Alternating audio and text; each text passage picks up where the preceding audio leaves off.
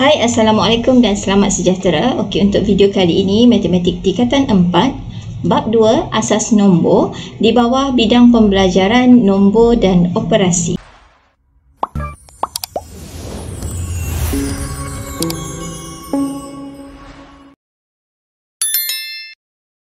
Okay, kita lihat standard pembelajaran di sini. Murid boleh mewakilkan dan menjelaskan nombor dalam pelbagai asas dari segi angka, nilai tempat, nilai digit dan nilai nombor berdasarkan proses pengumpulan. Okey, kalau kita lihat catatan di sini, ada diberikan dekat sini nota. Penukaran dan pengiraan yang melibatkan asas nombor menggunakan kalkulator tidak dibenarkan kecuali untuk penerokaan konsep dan semakan jawapan bagi keseluruhan tajuk ini. Maksudnya dalam tajuk ini boleh menggunakan kalkulator tapi hanya sekadar untuk penerokaan konsep dan semakan. Okey, asas nombor ialah sistem nombor yang merangkumi digit sifar hingga 9. Sistem nombor terdiri daripada pelbagai asas nombor. Asas puluh atau desimal merupakan asas yang digunakan secara meluas dalam kehidupan seharian. Maksudnya, yang sebelum ni nombor yang kita guna adalah asas 10. Okey, jadual menunjukkan digit yang digunakan dalam asas 2 hingga asas 10. Okey, di sini cikgu ada kolom asas nombor. Digitnya adalah sifar dan 1. Okey, tip di sini, setiap asas mempunyai digit sifar hingga digit yang kurang daripada asasnya. Jadi kalau asasnya 2, digit yang kurang dari asasnya adalah sifar dan 1. Jadi contoh nombornya adalah 1 sifar asas 2 dan 1 sifar 1 asas 2. Di zon informasi ini, okey, kita boleh lihatlah. Okey, yang besar ini nombor. Yang kecil, okey, di bawah adalah asas. Dan ianya dibaca sebagai 3, 2, asas 5. Okey, kita lihat pula asas 3. Nombor kurang daripada 3 untuk digit iaitu sifar 1 dan 2. Dan contoh nombor kombinasi nombor sifar 1 dan 2 sahaja untuk asas 3. Begitu juga asas 4. Okey, nombornya digitnya mestilah kurang dari 4 iaitu sifar 1, 2. Okey, kita lihat asas 4 pula sama dia mesti kurang daripada asas, jadi sifar 1, 2 dan 3. Nombornya adalah kombinasi digit ini. Okey, begitu juga asas 5, nombornya kurang daripada 5. Okey, dari sifar sehingga 4. Dan nombor adalah kombinasi daripada digit-digit ini. Tak kisahlah macam mana susunannya, ya. Okey, kemudian asas 6 juga. Okey, digit kurang dari 6, jadi sifar 1, 2, 3, 4 dan 5. Nombor kombinasi daripada digit sama saja. Begitu juga dengan asas 7, asas 8, asas 9 dan asas 10. Okey, cikgu ulang sekali lagi. Digit untuk asas nombor ini mestilah kurang dari asas. Okey, seterusnya. Apakah nilai tempat yang terlibat dalam nombor asas 2 hingga nombor asas 10? Okey, kalau cikgu bagi jadual seperti ini. Okey, nilai tempat ini waktu kita sekolah rendah lagi, kita ajar tentang nilai tempat. Okey, nilai tempat waktu sekolah rendah adalah apa? Sa, puluh, ratus, ribu, kan? Okey, sekarang untuk asas nombor, nilai tempatnya A kuasa sifar, A kuasa 1, A kuasa 2, A kuasa 3 dan seterusnya. Maksudnya sa, puluh, ratus, ribu dan seterusnya. Okey, kalau secara umumnya A kuasa N. Okey, kita lihat dekat sini asas nombor. Okey, yang pertama asas 2. Jadi nilai tempat untuk bahagian sa atau A kuasa sifar. Okey, ini yang memori yang pernah ada lah. Okey, yang kita pernah belajar sebelum ini. Seawal tingkatan 1 A kuasa 4. Jadi sama dengan A darab A darab A darab A. 4 kali A. Okey, jadi sekarang kita tengok ni bahagian ni tadi. A kuasa sifar sama dengan 1. Okey, sebab apa? Sebab semua nombor, okey, bila kuasa sifar adalah 1. Kan?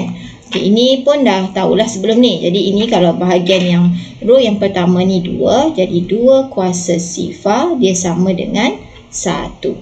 Okey, seterusnya untuk A kuasa 1, di sini 2 kuasa 1 dia sama dengan, okey, ini 4. Jadi mana datang 4? 2 kuasa 2. Okey, seterusnya 8. Ini adalah 2 kuasa 3. Okey, 4, 32, 64 dan 128. Sama ini 2 kuasa 4, ini 2 kuasa 5, ini 2 kuasa 6 dan 2 kuasa 7. Mana cikgu dapat 2? Sebab baris ini asas 2. Okey, jadi 2 kuasa n. Okey, untuk baris seterusnya ini asas 3. Jadi yang ini kenapa 1? Okey, 3 kuasa sifar. Sama untuk seterusnya kita kuasakan dia sahajalah. Okey, sebab dia 3 kuasa n, jadi kat sini adalah 3 kuasa 1. Okey, 3 kuasa 2. Okey, ini 3 kuasa 3. Ini 3 kuasa 4. Awak boleh cek guna kalkulator. Okey, 3 kuasa 6 dan 3 kuasa 7. Okey, begitu juga kalau asas 4 sama saja. Ini cikgu dah masukkan nilainya. Okey, 4 kuasa 5, 102, 4 dan seterusnya. Okey, begitu juga dengan asas 5 dan 6. Okey, macam ni Yang ini adalah 6 kuasa 7. Mari dapat 7 ni. Okey, dekat nilai tempat. Okey, seterusnya kita lihat contoh. Okey, nyatakan nilai tempat bagi setiap digit dalam nombor di bawah dan okey, yang kedua, nilai digit bagi nombor yang bergaris. Okey, kita tengok. Nombornya ada 1 sifar 11 asas 2 dan 6231 asas 8. Okey, penyelesaiannya yang pertama, nilai tempat bagi setiap digit dalam nombor. Okey, macam mana kita nak buat? Okey, cikgu buat dalam bentuk jadual begini ataupun awak boleh tulis sahaja biasa. Okey, sekarang nombornya cikgu keluarkan 1 sifar 11. Nombor ini Okey, nombor ni cikgu letak dalam jadual di sini. Okey, kemudian nilai tempat. Kita tengok ini asas 2. Jadi bila asas 2, dia akan jadi 2 kuasa sifar. Okey, mesti tulis dari belakang. Macam 10,000 tu juga kan? Okey, sama aja.